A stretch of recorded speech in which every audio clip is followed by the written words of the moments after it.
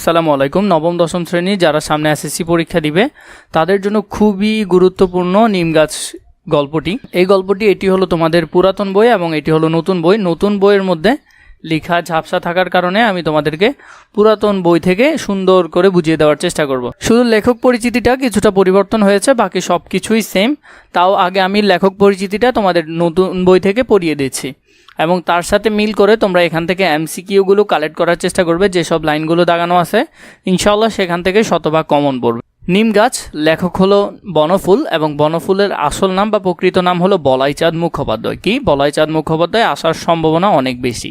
বিহারের পূর্ণিয়ার অন্তর্গত মনিহর গ্রামে 1899 সালে 19শে জুলাই তিনি জন্মগ্রহণ করেন। বনফুল পূর্ণিয়ার সাহেবগঞ্জ ইংরেজি উচ্চ বিদ্যালয় থেকে ম্যাট্রিক, হাজারিবাগের সেন্ট কলম্বাস কলেজ থেকে আইএসসি এবং পাটনা মেডিকেল কলেজ থেকে MBA পাস করেন। এগুলো তার হলো এডুকেশন কোয়ালিফিকেশন। কোথায় থেকে তিনি কি করেন। মেডিকেল অফিসার পদে চাকরির মাধ্যমে বনফুলের কর্মজীবন শুরু হয়। তার প্রথম কর্মজীবন শুরু হয় কিসের মাধ্যমে? মেডিকেল অফিসারের মাধ্যমে। 1918 সালে শনিবারের চিঠিতে বঙ্গ কবিতা ও প্যারেডি লিখে তার সাহিত্য অঙ্গনে প্রবেশ। তাহলে কত সালে? 1918 সালে।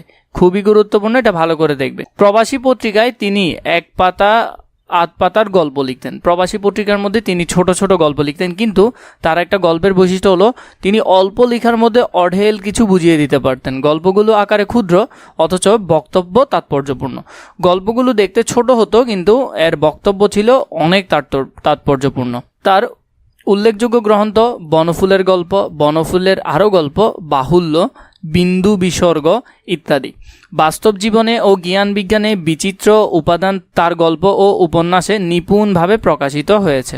বনফুলের উল্লেখযোগ্য উপন্যাস হল তৃষ্ণখণ্ড, কিছুক্ষণ, দৈরথ, জঙ্গম ইত্যাদি। বিভিন্ন পুরস্কার সহ তিনি পদ্মভূষণ উপাধিও লাভ করেন। 1979 সালে 9 ফেব্রুয়ারি বনফুল কলকাতায় মৃত্যুবরণ করেন। এটা ছিল তোমাদের লেখক পরিচিতি এবং এখান থেকে যেসব লাইনগুলো আসবে সেগুলো হলো যে এই লাইনটা একটু দেখে নিবে। এরপরে হলেন যে এখানের মধ্যে তার উল্লেখযোগ্য লেখাগুলো একটু দেখবে, এগুলো একটু গুরুত্বপূর্ণ। এরপরে এই লাইনটা একটু ভালো করে দেখবে। এর পরবর্তীতে আমরা কবিতায় চলে যাই। কেউ ছালটা ছিঁড়িয়ে নিয়ে সিদ্ধ করে। তাহলে কেউ ছাল কি করে? সিদ্ধ করে। পাতাগুলো ছিঁড়ে শিলে পিষে কেউ, আবার কেউ কি করে? পাতাগুলোকে পিষে। কোথায় পিষে? শিলে, মানে পাটাতে। কেউ বা ভাজছে গরম তেলে, আবার কেউ কি করে? এগুলাকে গরম তেলে ভাজে। খোস দাঁত হাজা চুলকানিতে লাগাবে। তা আমরা জানি অ্যালার্জির জন্য নিম গাছের পাতা এগুলো অনেক বেশি উপকারী। তো কেউ কি করে? দাঁতে লাগায় বা চুলকানিতে লাগায়। চর্মরোগের অবর্ত মহা ওষুধ, মানে যে চুলকানি জাতীয় অসুখগুলো আছে এগুলোর জন্য এটা হলো একটা মহা ওষুধ হিসেবে কাজ করে।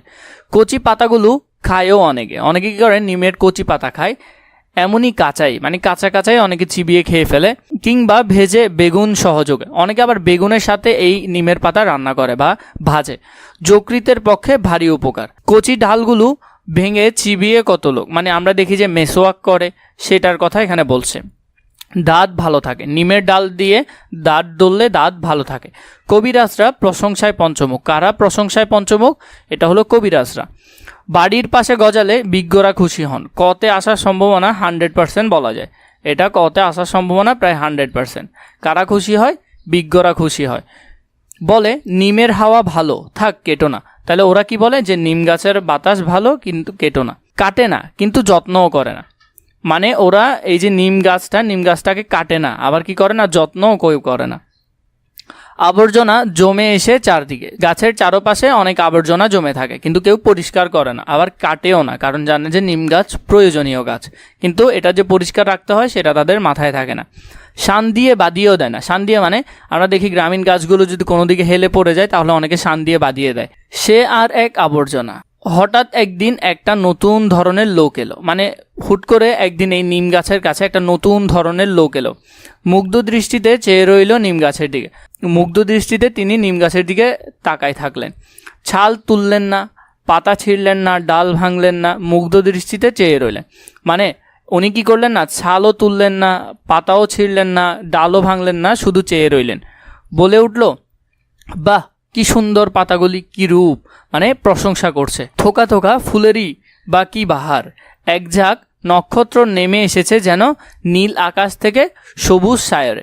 মানে বলছে এই পাতাগুলো এবং ফুলগুলো দেখে এত সুন্দর লাগছে, যেমন মনে হচ্ছে যে আকাশের নিচে ঘন সবুজ নেমে এসেছে নক্ষত্রের মতো। খানিকক্ষণ চেয়ে থেকে চলে গেল, মানে এই নতুন লোকটা খানিকক্ষণ চেয়ে থেকে চলে গেল। তিনি কবিরাজ ছিলেন না, কবি ছিলেন। তাহলে এখানে কবি নিজেকে বোঝাচ্ছেন যে অনেকক্ষণ প্রশংসা করে চলে গেলেন। নিম গাছটার ইচ্ছে করতে লাগলো লোকটার সঙ্গে চলে যায়, মানে নিম গাছের ইচ্ছে হচ্ছিল যে আমি ওনার সাথে যদি চলে যেতে পারতাম উনি আমাকে যত্নে রাখতো, কিন্তু পারলেন না। মাটির ভিতরে শেকড় অনেক দূরে চলে গেছে।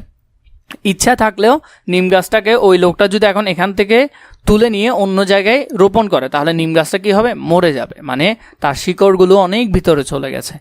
বাড়ির পিছনে আবর্জনার স্তূপের মধ্যেই দাঁড়িয়ে রইল সে, মানে বাড়ির পিছনে সেই আবর্জনার মধ্যে সে দাঁড়িয়ে থাকলো, যেতে পারলো না। ওদের বাড়ির গৃহকর্ম নিপুণা লক্ষ্মী বউটারও ঠিক একই দশা। এই যে পুরো গল্পটা পড়লে এখানে আমরা কি বুঝলাম, একটা নিম গাছ যাকে সারাদিন মানুষ ব্যবহার করে, কাজ করায়, কিন্তু তাকে কি করে না, যত্ন করে না। যেমন কবি এলো, কবির সাথে তার চলে যেতে ইচ্ছে করলো, কিন্তু সে যেতে পারলো না কারণ তার শিকড় অনেক দূরে চলে গেছে। এখানে মধ্যে লক্ষ্মী বউটার সাথে কেন তুলনা করেছে, তাকেও তার ঘরে কেউ যত্ন করে না এবং তার ছেলে পুলে হয়ে গেছে, বাচ্চা কাচ্চা হয়ে গেছে, তার জন্য সে চাইলেও এখান থেকে চলে যেতে পারে না, কারোর সাথে সে চাইলেও কি করতে পারে না, চলে যেতে পারে না। এই যে একটা লাইন দিয়ে আমাদের পারিপার্শ্বিক অবস্থার বর্ণনা দিয়ে দিয়েছে, এটাই হলো বলাইচাঁদ মুখোপাধ্যায় বা বনফুলের তার এক অসাধারণ প্রতিভা। ছাল, ছাল শব্দটা একটু দেখে রাখবে, কবিরাজ এই শব্দটা দেখে রাখবে। পাঠ পরিচিতির মধ্যে সর্বোচ্চ ভালো করে দেখবে এটি একটি প্রতীকী গল্প। কি গল্প? প্রতীকী গল্প। এটা আসার সম্ভাবনা প্রায় 95%, এটা পরীক্ষায় আসে।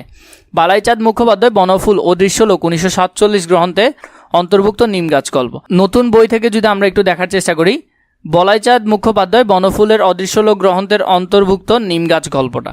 এই গল্পে সংক্ষিপ্ত অবয়রের মাধ্যমে লেখক বিপুল বক্তব্য উপস্থাপনে যে দক্ষতার পরিচয় দিয়েছেন তা বাংলা সাহিত্যে বিরল, মানে তার যে বক্তব্যের ধরনটা ছিল এটা অস্বাভাবিক। এরপরে আমরা যদি দেখি এটি একটি কি গল্প, প্রতীকী গল্প। এটা ভালো করে দেখবে। প্রকৃতপক্ষে নিম গাছ গল্পটি নিম গাছ প্রতীকের সূত্রে বনফুল দেখিয়েছেন নারীর অপরিসীম আত্মত্যাগ, মানে ঘরের মহিলাদের বা মাদের বোনদের যে এক আত্মত্যাগ, তারা যে আমাদের জন্য 24টা ঘন্টা খেটে যাচ্ছে, এই ধরনের একটা বিষয় তিনি এখানে ফুটিয়ে তুললেন। নারীর মানবিক মর্যাদা, পারিবারিক ও সামাজিক গুরুত্ব উপলব্ধি করার ইঙ্গিত দেয় গল্পটি। এর পাশাপাশি তোমাদেরকে একটা কথা বলে রাখি, তোমাদের যদি এসএসসি লেভেলের দাগানো বই প্রয়োজন হয়, এরকম করে দাগানো আকারে তোমরা বই পাবে আমার কাছে। এই নাম্বারে অথবা নিচে থাকা ডিসক্রিপশন বক্সে ফেসবুক পেজে মেসেজ দিয়ে খুবই অল্প দামে বইগুলো নিতে পারো।